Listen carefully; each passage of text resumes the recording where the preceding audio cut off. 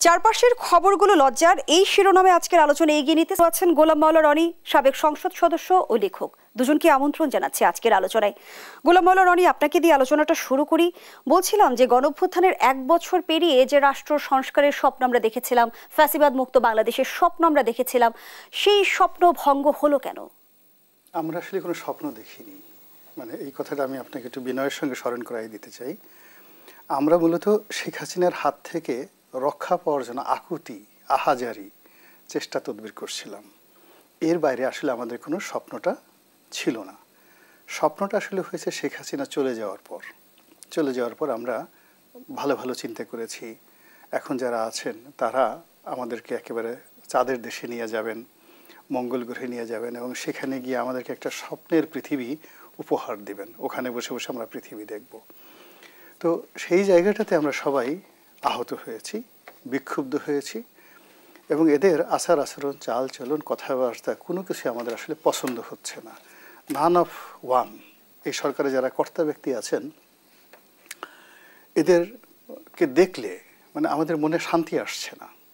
এদের কথা শুনলে রাজনৈতিক লোক অনেক দেখবেন যে অপকর্ম করে, কিন্তু মঞ্চে যখন মাইক নিয়ে তারা কথা বলে মন্ত্রমুগ্ধের মতো লক্ষ জনতা তাদের সেই বক্তব্য শুনে, অথচ তাদের প্রতি কিন্তু অনেকের রাগ।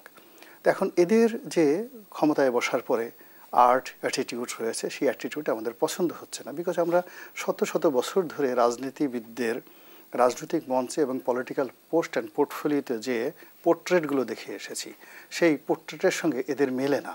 এটা আমাদের একটা হতাশার মূল কারণ হলো।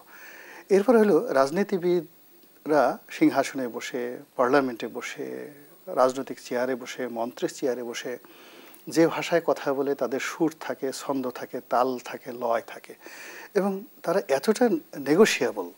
মানে এখন চিন্তা করেন যে একজন লোক আসছে, আমি উদাহরণ দিই, যেমন একজন মন্ত্রী ছিলেন আব্দুল লতিফ বিশ্বাস নাকি যেন, লেখাপড়া তেমন জানতেন না।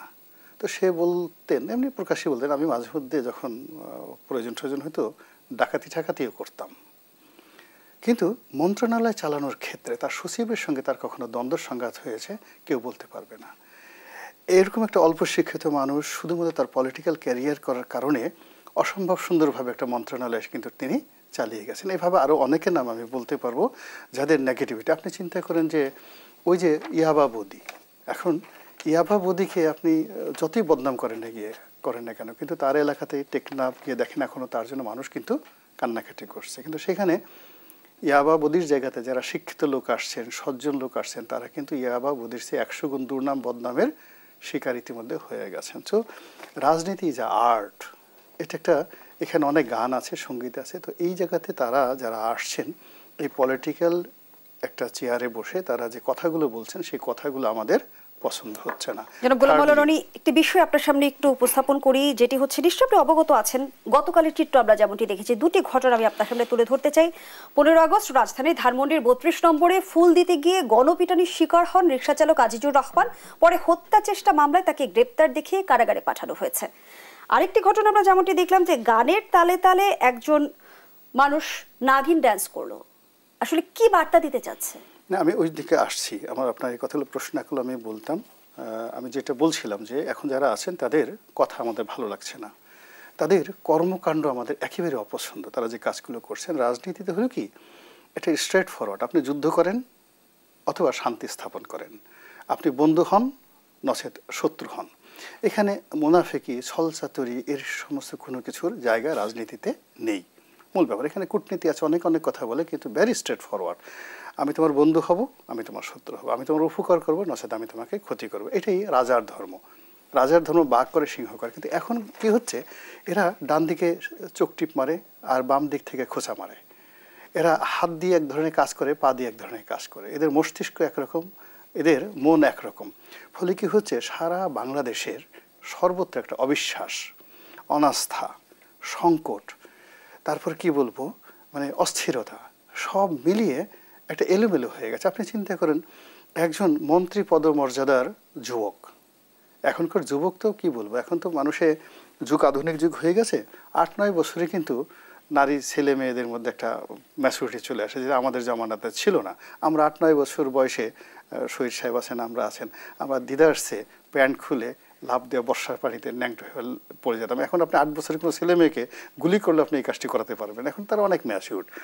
তো সেখানে 30 বছর বয়সের একজন ধরেন উপদেষ্টা, সে হঠাৎ করে গভীর রাতে তার মনে হলো হাঁস খাবে, হাঁস খাওয়ার জন্য সে চলে গেল অনেক দূরে, 8-10 কিলোমিটার দূরে সে মোটরসাইকেল চালিয়ে হাঁস খেয়ে চলে গেল। হাঁস পেল না, তখন তার মনে হলো যে আমি ওয়েস্টিনে যাব। এখন আমি এটা খুঁজে পাই না। হাঁস খুব শক্তিশালী একটা খাবার, এটা খেলে শরীরে একটা জেহান এসে যায়, একটা জোশ এসে যায়, এবং এটা যৌবন যাদের, মানে সেই তাদের যৌবন আরো বেড়ে যায়। এটা বিবাহিত লোকদের জন্য ঠিক আছে, অবিবাহিত লোকদের জন্য এই হাঁস খাওয়া খুবই একটা কঠিন একটা বিষয়। সে হাঁস খেয়ে আবার দৌড়ে এসে ওয়েস্টিনে আসছে, আর ওয়েস্টিনের নাম শুনে আমার খালি কেন পাপিয়া কান্ট্রির কথা মনে পড়ে, সেই বাইজি কান্ট্রির কথা মনে, আমি মিলাতে পারি না। তো সেই মিলানের সঙ্গে আপনি যদি চিন্তা করেন যে 15ই আগস্টকে কেন্দ্র করে 32 নম্বরে যে ঘটনাগুলো ঘটেছে, এটাও স্বাভাবিক ডিকশনারির মধ্যে পড়ে না। গত বছর আমরা এই 15ই আগস্টে এখানে যাদেরকে অগ্রগামী ভূমিকায় দেখেছি, দেশি বিদেশি ইউটিউবাররা, তারা নেতৃত্ব দিয়ে 15ই আগস্ট এখানে হচ্ছে, ওখানে গত বছর যারা ডিজে পার্টি করেছে, এই বছর সেট চেঞ্জ হয়ে গেছে, তারা কিন্তু নেই, নতুন একটা গ্রুপ আসছে। এবং স্পষ্টতই বিএনপির যারা লোকজন আছে এখানে এই টোটাল 15ই আগস্টের দিনে 32 নম্বরে তারা নেতৃত্বের ভূমিকায় থেকেছে, অথচ গত বছর এটা জামাত, এনসিপি, ইউটিউবার, অমুক পার্টি টমুক পার্টি বিভিন্ন লোকজন ছিল। তো এটা হঠাৎ করে এটার এই বিবর্তন হলো কেন? ওই আগের পার্টি তারা চলে গিয়ে আবার নতুন পার্টি কেন আসলো? আর এখানে যে ঘটনাগুলো ঘটছে, স্পষ্টতভাবে একটা নিয়মতান্ত্রিক রাজনৈতিক দল, বিএনপির মতো একটা বড় দল, তাদের জন্য এ দায় মেটানো আগামী দিনে খুব কঠিন একটা বিষয় হয়ে যাবে। তারা কেন বুঝতে পারছে না যে যখন তৃতীয় একটা ছোট পক্ষ, ধরুন একটা খরগোশ কিংবা ধরুন একটা শিয়াল, সে দুটো বাঘকে মুখোমুখি করে দিচ্ছে, দুটো সিংহকে মুখোমুখি করে দিচ্ছে, এবং দুটো সিংহ যদি মারামারি করে পুরো বনভূমিতে তারা বিরান হয়ে যায়, তাহলে কি হচ্ছে? ওই যে যে ছোট ছোট প্রাণী আছে তাদের একটা রাজত্ব প্রতিষ্ঠিত হবে। রাজনীতির এই সহজ জিনিসগুলো কেন বড় বড় রাজনৈতিক দলগুলো বুঝতে পারছে না? এখানে মূল ব্যাপার হলো যে সবাই কি হচ্ছে এত কিছুর পরেও কেন পুতিনের সঙ্গে সেই আলাস্কাতে গিয়ে ডোনাল্ড ট্রাম্প দেখা সাক্ষাৎ হচ্ছে, এবং পুরো দেখা সাক্ষাৎ এর মধ্যে পুরোটাই নেগেটিভ, 100% নেগেটিভ। নেগেটিভ হওয়ার পরে দুজন হাসলেন এবং আবার তারা বৈঠক করার সিদ্ধান্ত নিলেন, এবং পুতিন হেসে বললেন যে আমাদের নেক্সট বৈঠক মস্কোতে হবে। তো এই হলো আর্ট অফ নেগোসিয়েশন। তো সেখানে বাংলাদেশের সবচেয়ে বৃহৎ একটি দল যারা দাবি করে একাধিকবার তারা ক্ষমতায় এসেছে, সেই দলগুলো ছোট ছোট দলের পেছনে ছুটছে, তাদের বুদ্ধিতে তারা বারবার পরাজিত হচ্ছে, তাদের দ্বারা উত্তেজিত হচ্ছে, এবং তারাও এখন হাঁস খেতে চাচ্ছে, অনেকে হাঁস খেতে চাচ্ছে, হাঁসের পিছনে ছুটছে। সেটা পিটার ডি হাঁস হোক, পাতি হাঁস হোক, সেটা নীলার হাঁস হোক কিংবা ওয়েস্টিনের হাঁস হোক, বাট এই হাঁস খাওয়ার জন্য এখন বাংলাদেশে যে উন্মাদনা শুরু হয়েছে, আমি এই উন্মাদনার কোনো শেষ দেখছি না। অসংখ্য ধন্যবাদ জানাচ্ছি গোলাম মাওলা রনি, আবু আলম।